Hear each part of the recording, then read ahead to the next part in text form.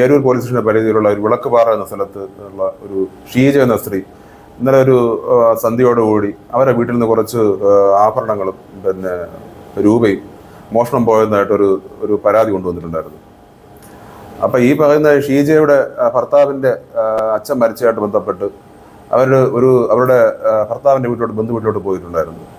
അപ്പോൾ അവരുടെ അടുത്ത് ഈ കൂടുതലായിട്ട് കാര്യങ്ങൾ ചോദിച്ച സമയത്ത് ഷീജയുടെ പിന്നെ മകൻ്റെ കൂട്ടുകാരും കഴിഞ്ഞ ഞായറാഴ്ച വീട്ടിൽ വന്നിട്ട് പോയിട്ടുള്ളതായിട്ട് നമുക്ക് വിവരം കിട്ടി.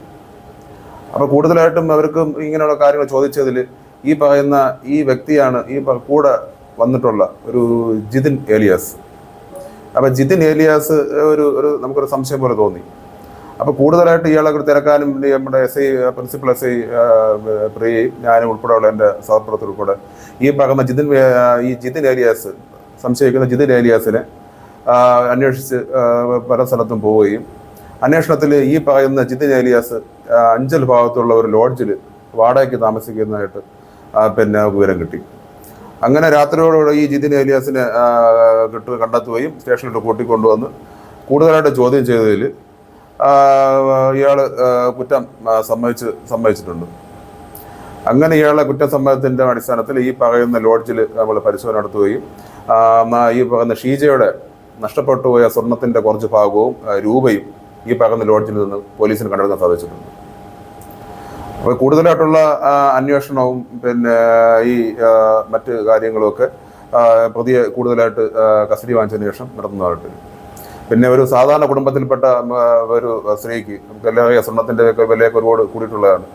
സാധാരണ ഒരു കുടുംബത്തിൽപ്പെട്ട ഒരു സ്ത്രീക്ക് അവരുടെ വീട്ടിൽ നിന്നും ആഭരണവും പണവും ഒക്കെ നഷ്ടപ്പെട്ടത് അവർ ഒരുപാട് പേടിയും ഒരു ഭീതിയും ജനിച്ചു. അവരുടെ വീട്ടിൽ കള്ളം കയറുക, അവിടെ നിന്ന് ആഭരണം എടുത്തുകൊണ്ട് പോവുക, ഒരുപാട് ഭീതിയും അവർ വളരെ സങ്കടത്തോടെയാണ് സ്റ്റേഷനിൽ വന്നത്.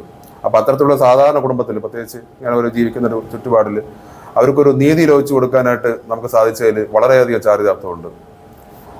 ഇനി ഈ മോഷണ മുതലുകളെ പറ്റിയും മറ്റു കാര്യങ്ങളും ഇതിൽ കൂടുതലായിട്ട് ആരെങ്കിലും ഉൾപ്പെട്ടിട്ടുണ്ടോ എന്നും ഉള്ള അന്വേഷണം പ്രതിയെ കൂടുതലായിട്ട് കസ്റ്റഡി വാങ്ങിച്ചതിന് ശേഷം നടത്തുന്നതായിരിക്കും.